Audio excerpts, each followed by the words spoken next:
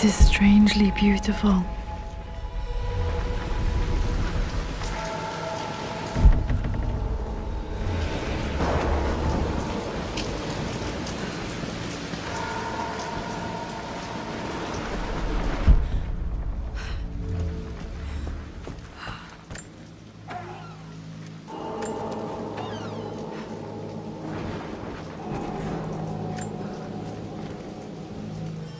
With Amelia gone, the manor is a different place.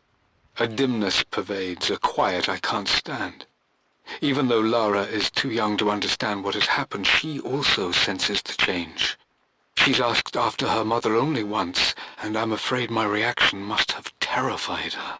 I will need Winston more than ever these next few months to help look after her.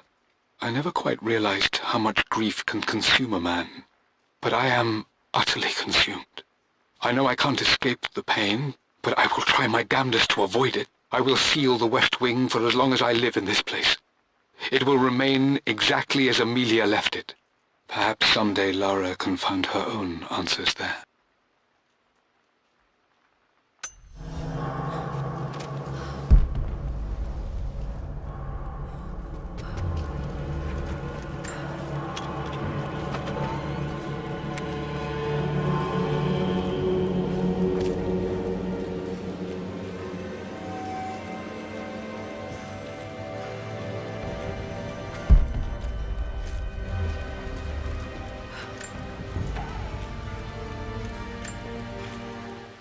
I am bursting with pride. Amelia is with child. It is amazing how everything in life can change with such a simple event.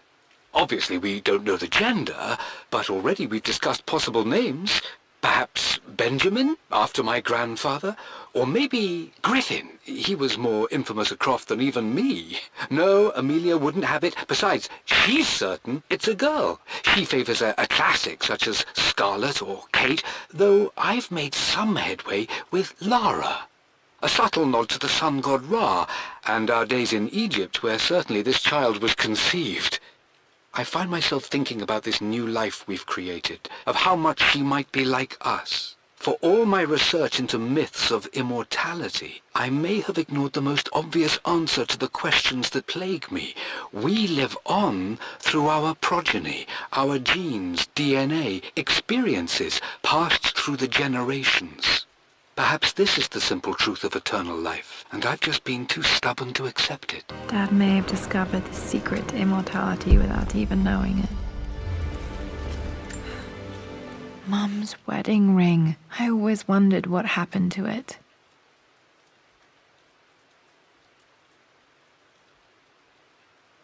The inscription is faded.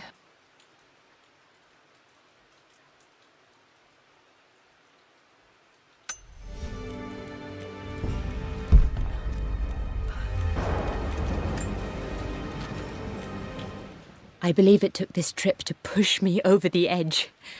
I've been able to see Richard in his element, seeing him at his best and his worst.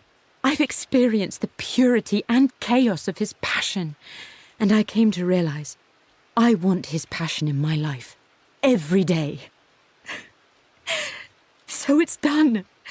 Richard wanted to wait another 4 days until my birthday, but I wouldn't have it. Once I make a decision, I prefer to get on with it. So we found a small chapel in Luxor that was just right. And with Roth and the others at our side, we married as the sun set over this remarkable land. Mother will never forgive me. Atlas will forever resent me. But I don't care anymore. I'm free of de Mornay obligations, free to pursue my own passions and live my life surrounded by those who will encourage and challenge me. I'm excited for the future, whatever it may bring. Tomorrow, Richard and I return home to London as the Crofts, forging our path together.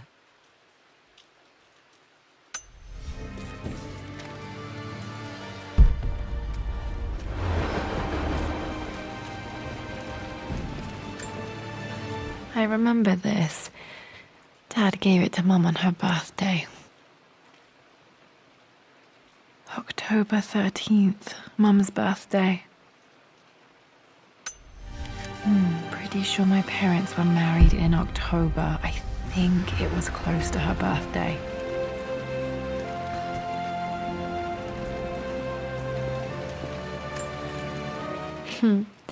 Mum, on her wedding day, she looks so beautiful. There's a date, October something. Damn, the number is faded. Their anniversary was in October, but which day? I can't believe I don't know this. There's got to be another clue somewhere.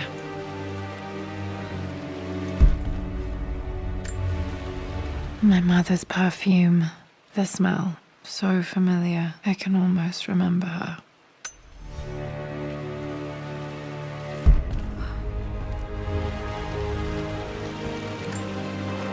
This is Dad. I suppose it's a family tradition, but I can't imagine having one of these made of me.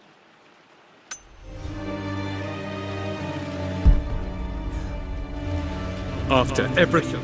It's just all been too much. I needed to talk to someone. He's still my brother. I don't trust him. You don't have to, Richard, but please, trust me. I'm sorry, my dear, but I know him. He'll take it to the papers. The investors will pull out. Then go. Without me. Tonight. I will take care of Atlas. And then meet you in Tibet next week. I was so young, but I still remember that terrible argument. It wasn't always an easy road for my parents. I think this was Dad's pocket watch.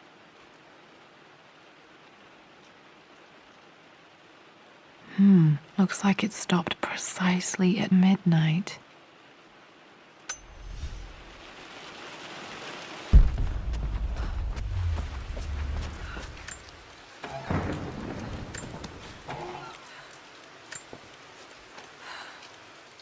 Amelia would not have approved. That alone should have been the end of it. But I am, as God made me, a stubborn fool. I locked all the West Wing's doors, and I shall not open them again until either my life or my obstinacy comes to an end. The night before, Roth told me I would someday change my mind. Like a broken arm cast in plaster, he said. The wound would heal, and we would someday shed the bandages to be whole again. The metaphor made me furious. The clumsy way he cast our loss off as nothing more than an inconvenience. There is wisdom in his rough words, but I've done what I must. Perhaps one day, Lara will throw back the doors to let the sun shine in again. Maybe she will find her own sense of peace in this place.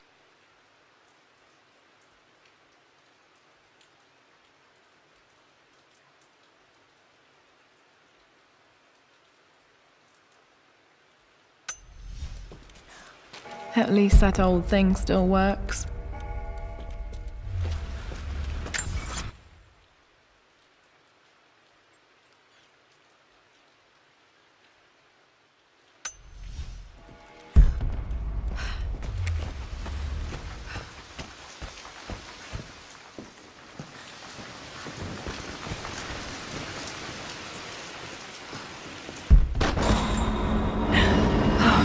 Okay, Laura, keep it together. You're starting to see things. Mum's atelier. Dad sealed it soon after she died. He probably couldn't bear the idea of removing any of her belongings.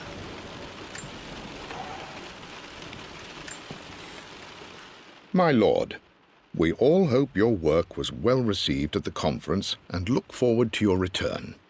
As is so often the case with these missives, I wanted to call your attention to an incident involving our little angel. It seems that Lara has been the subject of some ridicule amongst the other girls at school. From what I can gather, some of the other young ladies were teasing her for being too much of a tomboy. You know how Lara can get when pushed into a corner. Let's just say they won't be bothering her again. But I do think their words have had an effect. I believe Lara has been missing her mother lately. She's begun to worry that she isn't like the other girls.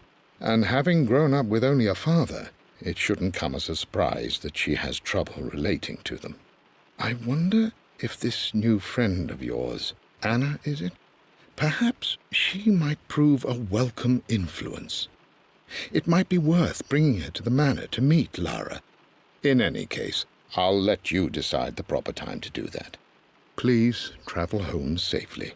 Yours, Winston.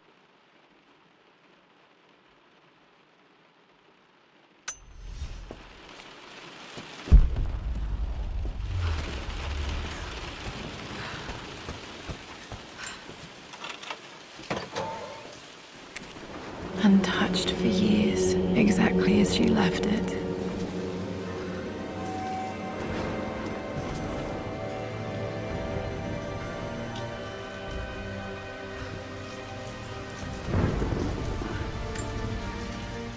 I stood up to my family's criticism, stood in defense of Richard and our love. But as my new life began in Croft Manor, doubt set in. How could love flourish in these cavernous halls and endless passageways? Had I made a terrible mistake? I have never been more delighted to be wrong. Richard welcomed me to the manor, my new home, with a game. It was a clue, written in jumbled words from 5 different languages, but it pointed the way forward. The next clue was a seemingly blank piece of parchment in the kitchen, where the heat of a candle revealed a message written in lemon juice. I followed each step, grinning like a child as I solved his riddles and chased the trail to its end. A white cloth stretched out on the lawn where a picnic was laid out. We laughed the morning mist. Love can and will endure.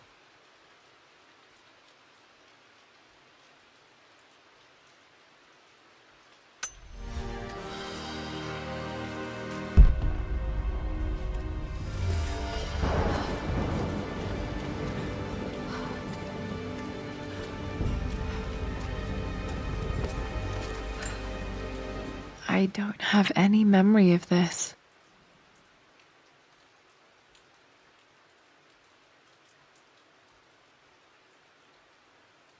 I wish I could remember doing this. Mum died too young.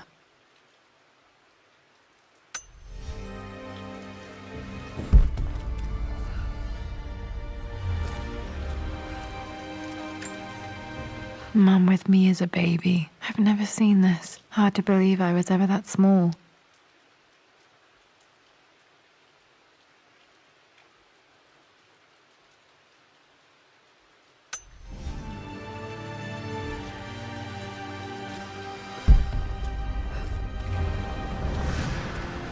Mum's paintings. Which one was Dad's favorite?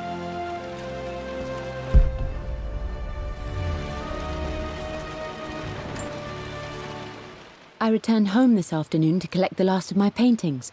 I suppose I should say I returned to my family's home. Atlas was there, in one of his foul moods, and even as he dripped venom for Richard with his cruel barbs, I could only laugh. To think that I once listened to my bitter brother in matters of my own happiness. My dismissal only served to infuriate him more. I left him there in Father's study, muttering to himself. On the drive back, as Winston took a longer route through the country, I looked through my paintings, Richard's favourite one among them, a simple abstract with blocks of red. I smiled, thinking about giving it to him. I was happy, and I was going home. Okay, back to the study to open that safe.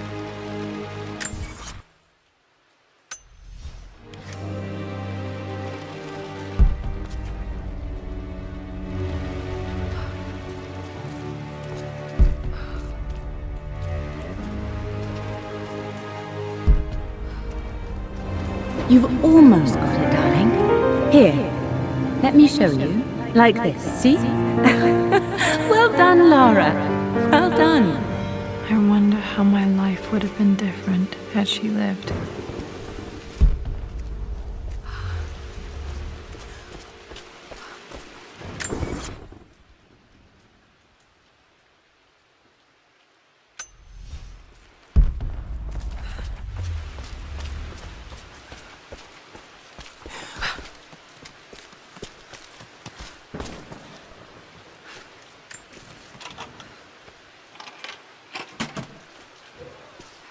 This was for a show in London of Mum's work.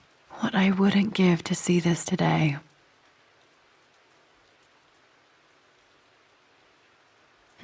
It says here, Amelia Croft plans to show her work in New York. I wonder what happened with that.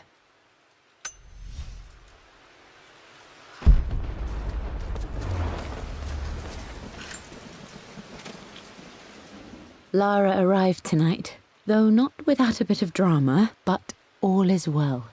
She's a healthy, beautiful baby.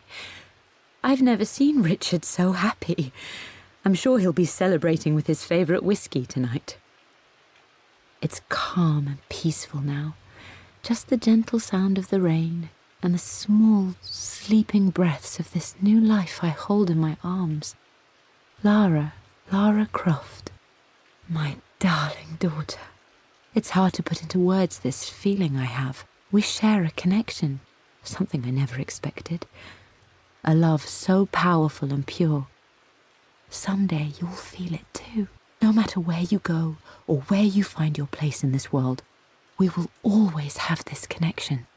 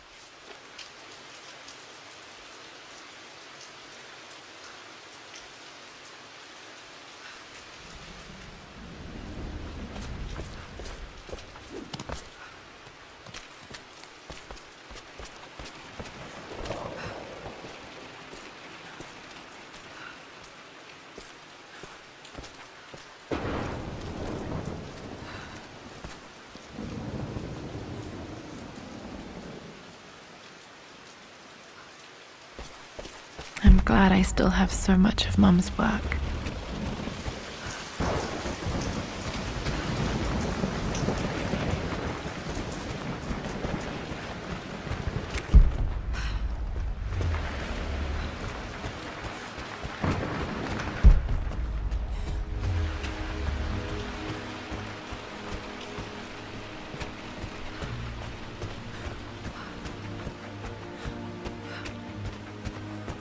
Dad, what do you keep in there?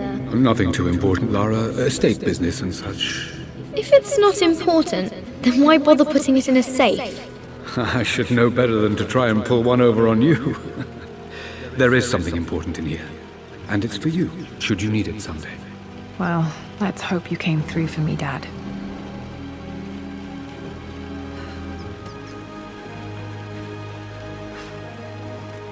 Okay, found all the clues. Let's see if I can figure this out.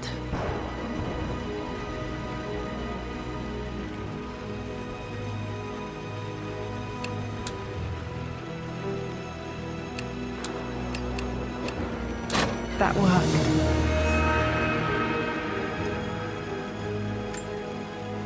It makes me happy to know that Dad kept this safe. No, that's not what I'm looking for. I am numb.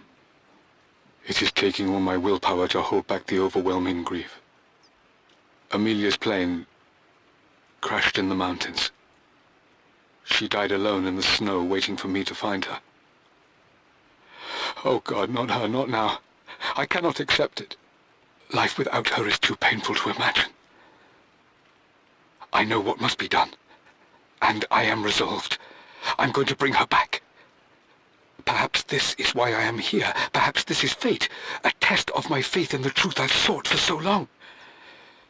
Roth will fight me on this, but I can't face Lara. I can't look into her eyes unless I try. I must try to bring Amelia back. The monks are preparing the elixir now, and then we will see if all my years of hunting this truth was for naught. Book on immortality. He never got a chance to publish it.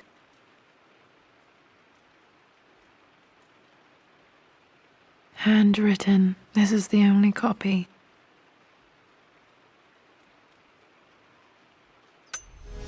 Damn, this isn't it either. I was certain there had to be a will in here. Wait, what's that? A blank page.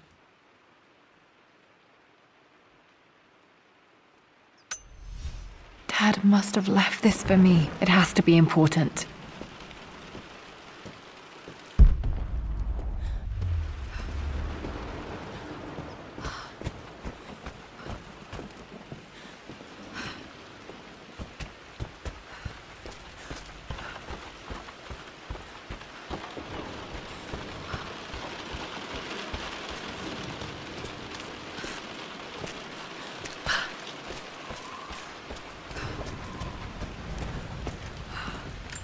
A hidden message.